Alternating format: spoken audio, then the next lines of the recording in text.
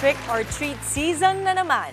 Naisip nyo na nga po ba ang mga ihahanda ninyo para sa inyong mga kids? Gagawa tayo ngayon ng no-bake Halloween brownies. O yun, sarap pa. Kasama po ang business owner na si Ruby Ann Plotenia. Ann, magandang umaga. Salamat for coming to the show. I know it's very early, pero ikaw ang buena mano namin this week. Okay, paano nagsimula ang Ann Cakey? O, diba? Cake yung Ann Cakey. Oo nga, very Ann witty. Nag-start po siya as a hobby po talaga na nagbe-bake po ako. Then, nung pandemic po, nag-start po tinda ng yema cake, yung mga cookies po. Then, 2021 po, doon na po nag-start maggawa ng customized cakes po. Nag-start po siya nung ginawan ko po si mama, ako po, ng cakes kasi nasa bahay lang po.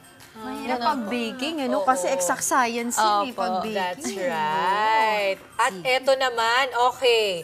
Eto, ano ba mga ingredients natin? So, ang gagawin po natin no-bake brownies, mag-start po tayo sa milk. Okay, wait lang.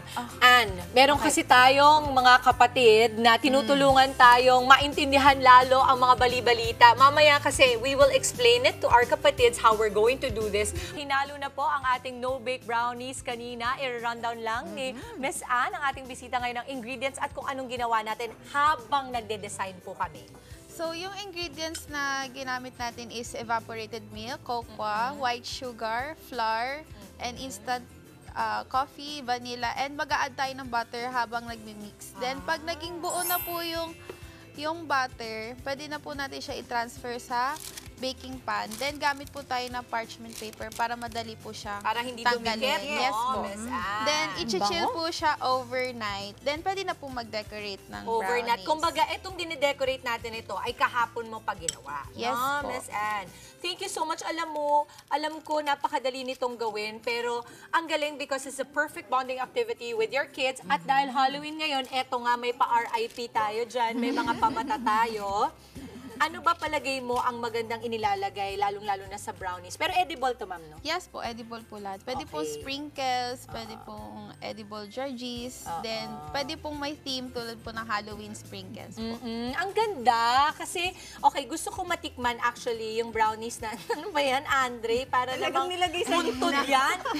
Tingnan mo yung ginawa mo dyan. Pero lagyan natin ng star kasi nga Pasko. Okay. Pero siguro, yung Yumao, isa siyang star. Kaya ganyan. Okay, tikman natin. Pwede bang tikman ko yung brownie nang wala pa munang design? Okay, tikman nga natin. Design natin tatlo. Pwede na tikman?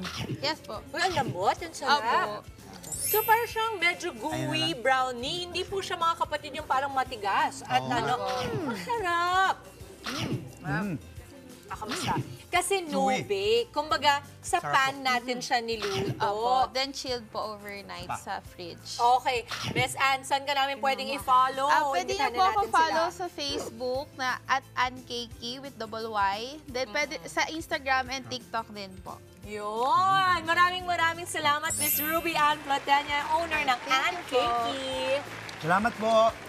Mga kapatid, Dimples Romana po, kumpletuhin ang inyong umaga ng mga kwentong puno ng inspirasyon. Salubungin po ang bawat araw ng may ngiti at pag-asa. Kaya't mag-subscribe na po at mag-follow na sa aming social media pages ng News 5.